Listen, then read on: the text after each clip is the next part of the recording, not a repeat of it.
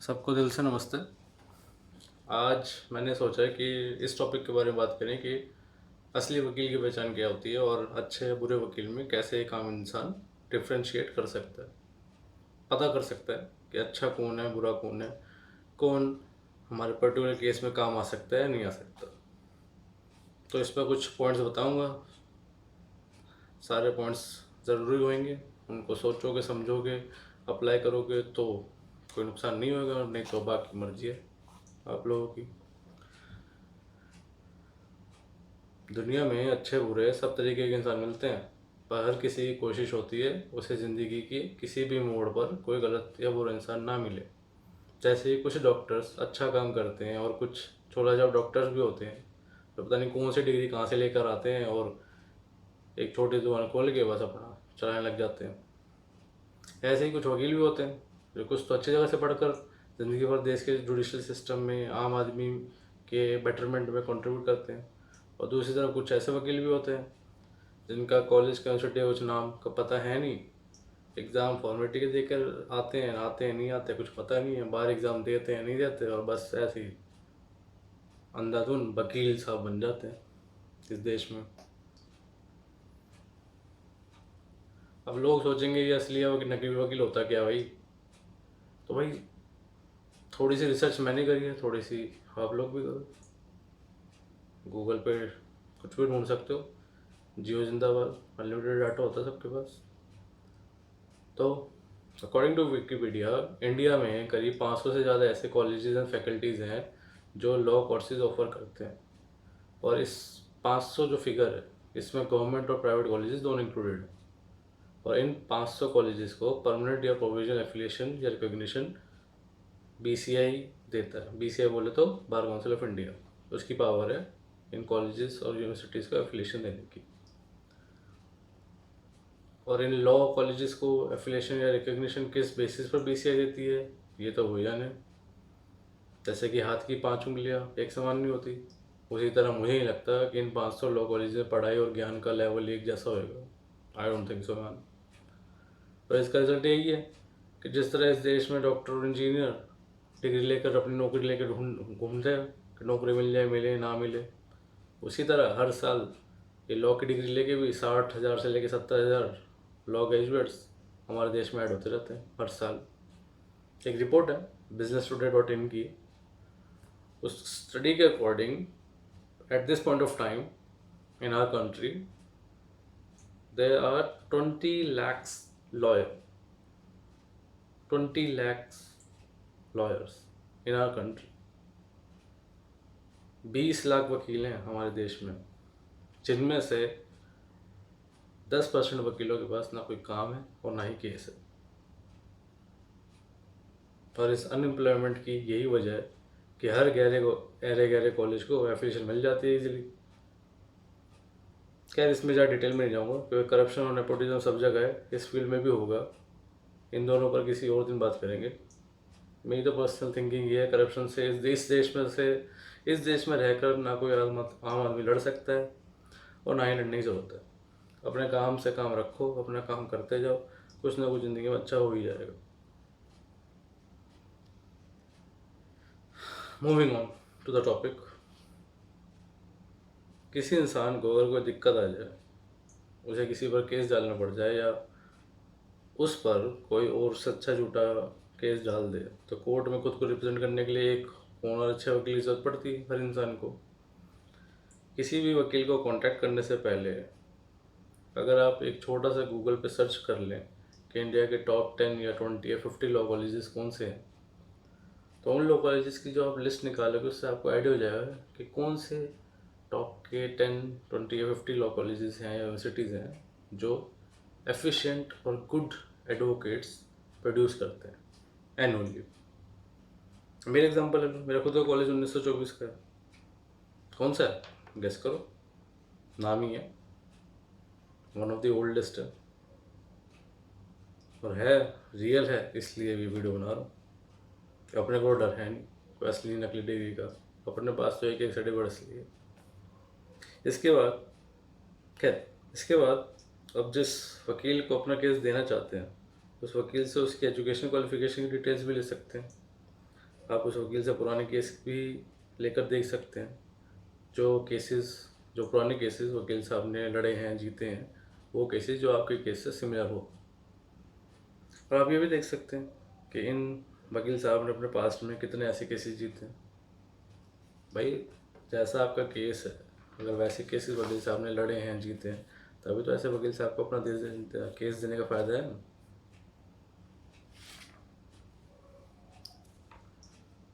अब देखिए, अच्छा वकील चाहिए केस में लड़ने के लिए, तो थोड़ी बहुत मेहनत तो करनी पड़ेगी। आप लिटिगेटर्स को, आम आदमी को। अब ये हो सकता है ना कि जिस टाइम आप जिन वकील साहब के सामने बैठे हुए हैं, जिनके ऑफिस में बैठे हुए हैं, उनसे आप अगर ऐसे एजुकेशनल क्वालिफिकेशंस मांगने लग जाएं, डिग्रीज मांगने लग जाएं, नॉर्मल सर्टिफिकेट मांगने लग जाएं, सर्टिफिकेट ऑफ प्रैक्टिस मांगने लग जाएं, बार एग्ज़ाम दिया है नहीं दिया, इसकी डिटेल्स मांगने लग जाए, तो उस टाइम दो सिचुएशन हो सकती है आपके साथ। अगर ये जो आपके वकील साहब हैं अगर असली डिग्री होल्डर हैं, तो ये आपको अपने सारे नहीं तो कुछ तो डॉक्यूमेंट्स दिखाएंगे जिनसे प्रूफ हो जाएगा कि आप ये असली डिग्री वाले हैं।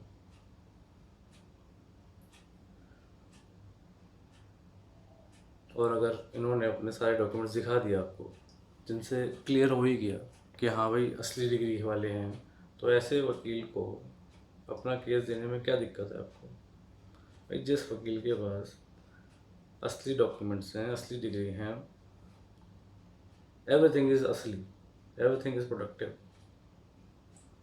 Everything is efficient, bar exam भी दे रखा है, सारे सर्टिफिकेट भी हैं, एनरोलमेंट सर्टिफिकेट भी है, प्रैक्टिस सर्टिफिकेट भी है, तो उस इन वकील साहब को दोगे तो किसको दोगे केस? और दूसरी सिचुएशन ये है कि अगर ये जो वकील साहब हैं अगर नकली डिग्री वाले हुए, तो ये कोई डिग्री तो दिखा नहीं पाएंगे, ना सर्टिफिकेट दिखा पाएंगे, वो जब है ही नहीं असली तो क्या दिखा पाएंगे?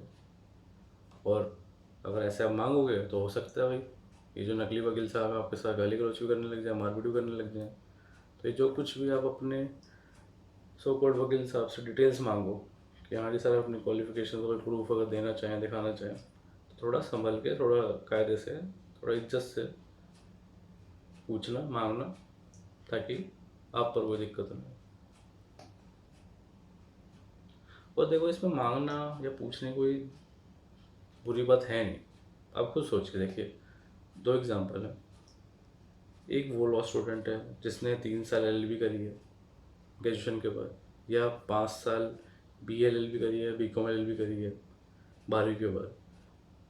ये जो स्टूडेंट्स थे जिन्होंने रेगुलर कॉलेज अटेंड किया है, लेक्चर अटेंड किया है, एग्ज़ाम्स दिए हैं एक्चुअल जेन्युइन वाले, मेहनत करके अच्छे कॉलेजेस से, अच्छे यूनिवर्सिटी से डिग्री हासिल करी है, क्या ये आपका केस सही से डील करेंगे, या वो वकील साहब जो आपके आते ही घुमा फिरा कर बात करने लग जाएं, आपको अपनी डिग्रीज और सर्टिफिकेट ना दिखाएं, किसी कॉलेज की डिग्री ली है नहीं ली है, किसी कॉलेज में गए भी हैं क्लास अटेंड करने के नहीं, लेक्चर लेने गए हैं नहीं, कुछ पता ही नहीं है।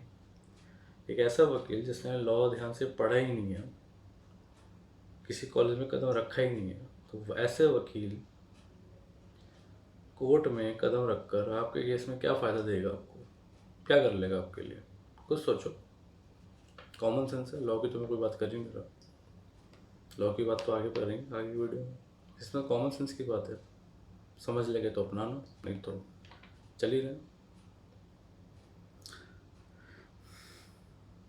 सीधी सी बात है यार। एक एग्जाम्पल और ले लो, जैसे अपनी बॉडी है, अपनी बॉडी का हम इलाज करवाते हैं टाइम उसी डॉक्टर से इलाज करवाते हैं ना, जिसका नाम होता है, जो मशहूर होता है, जो स्पेशलिस्ट होता है, या जो हमारा फैमिली डॉक्टर होता है, उस पर हम रिलाई करते हैं, वो रिलायबल बंदा होता है। ऐसे ही जब हमें कोर्ट में किसी भी तरीके का केस लड़ना हो, तब भी तो एक असली डिग्री वाला वकील ही तो चाहिए, वही तो केस लड़ेगा सही से। अब देखो,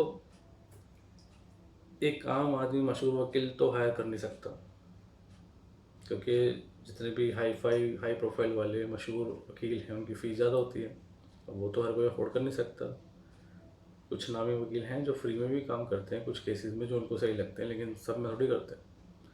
तो जो महंगे महंगे वकील हैं तो अफोर्ड कर नहीं सकते। तो जो लीस्ट, कम से कम जो आप आम आदमी कर सकते हो काम, ये यही कर सकते हो कि एटलीस्ट जो वकील आप अफोर्ड कर सकते हो, वो जो वकील है वो एक ऐसी नामी यूनिवर्सिटी या कॉलेज से तो डिग्री हासिल किया हो जिसकी कोई वैल्यू हो, जहाँ पे उसने मेहनत करी हो, जहाँ पे उसने लॉज को पढ़ा हो। ऐसे ही वकील से तो अपना केस कंटेस्ट करवाना, लड़वाना सही रहेगा, या बस किसी को भी थमा दो? खुद सोचो, जिस वकील के पास कानून का ज्ञान है ही नहीं, वो आपका और आपके केस का क्या फ़ायदा करेगा? और ऑन द कॉन्ट्रेरी, जिन वकील साहब के पास कानून का ज्ञान होगा, प्रोसीजरल लॉ का ज्ञान होगा, वो आपका और आपके केस का कोई फ़ायदा नुकसान होने देगा? मुझे तो नहीं लगता। कुछ सोचो, जिसके पास नॉलेज है वो कुछ बुरा करने देगा या होने देगा?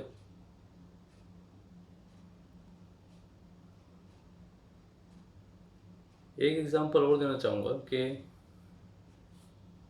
देश तो हमारा गरीब ही है, गरीब लोग हैं, पैसे हैं नहीं ज़्यादातर लोगों के पास।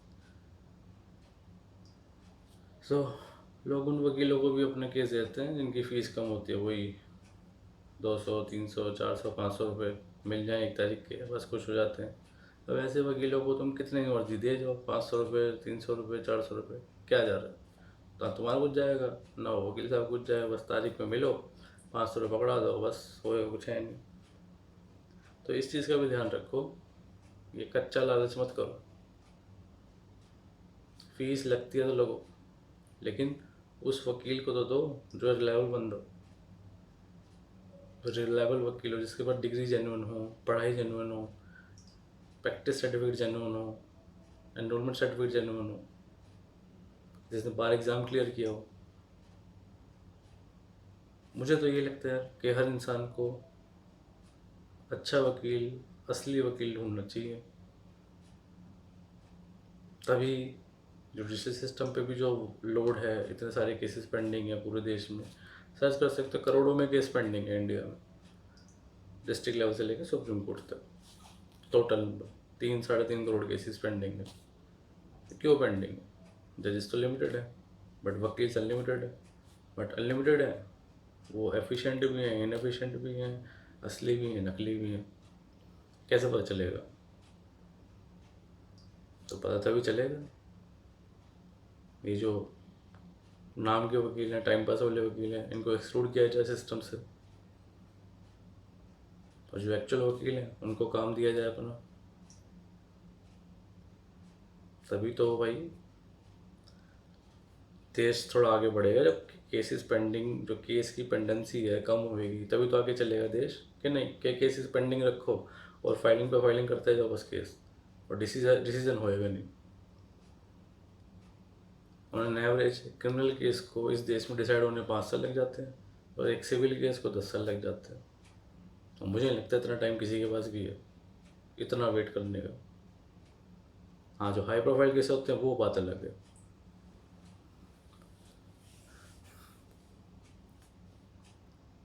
तो इतना ही सब कुछ था यार, यही कहना था।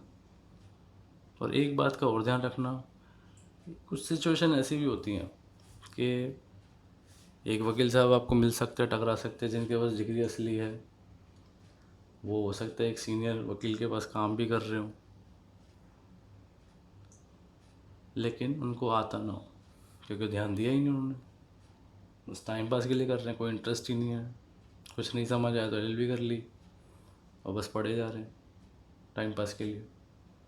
तो इस चीज़ का भी ध्यान रखना, जितनी भी बातें करी, इन सब चीज़ों को कंसिडर करना। ये नहीं देखना कि हाँ जी बस एक वकील साहब के पास असली डिग्री है तो हो गया काम, नहीं। जितने भी पॉइंट है, सब चीज़, एक एफिशिएंट लॉयर वही होता है जिसके पास सारे असली डॉक्यूमेंट्स हों, जिसकी प्रैक्टिस में कुछ दम हो, जिसने सारे सर्टिफिकेट्स मेहनत से ऑब्टेन किए हों, बार एग्ज़ाम क्लियर किया हो, हिंदी भी आती हो अच्छे से बोलनी, इंग्लिश भी आती हो अच्छे से बोलनी।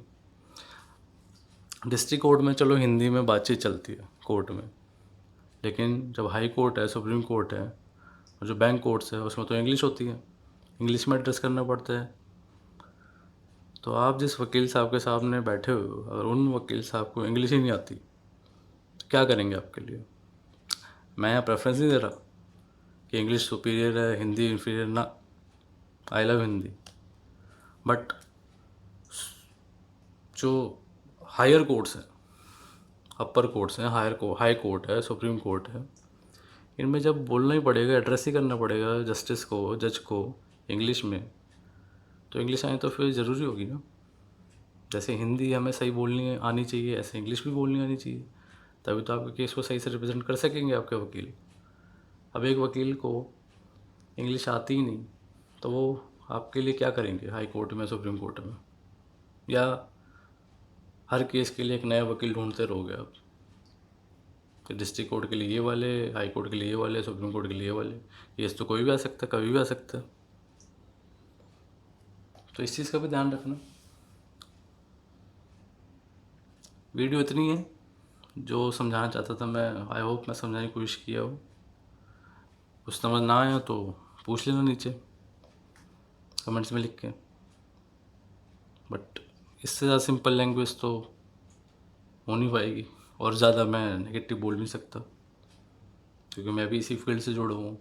हमें नहीं छोड़ेंगे फिर ज़िंदा। तो भाई आज के लिए इतना ही। अपना ध्यान रखो और वीडियो में जो भी पॉइंट्स दिए इनको कंसिडर करो। नेक्स्ट टाइम अपना कोई एक नया वकील जब चूज़ करो उसके लिए। नेक्स्ट वीडियो ये फैमिली लॉ पे सोच रहा हूँ और क्रिमिनल लॉ पे सोच रहा हूँ। कोई एक सेक्शन ढूंढूँ जो भाई तुम्हें समझ आता हो या ना आता हो। टॉपिक्स में बना रखे हैं, तुम देखना कि किस सेक्शन को समझना चाहते हो, या कोई क्वेरी है वो कमेंट्स में लिख देना। जो सही लगेगा वो उस पर मैं वीडियो बना दूँगा। तो फिर मिलते हैं फिर अगली वीडियो में। चलो फिर बाय बाय।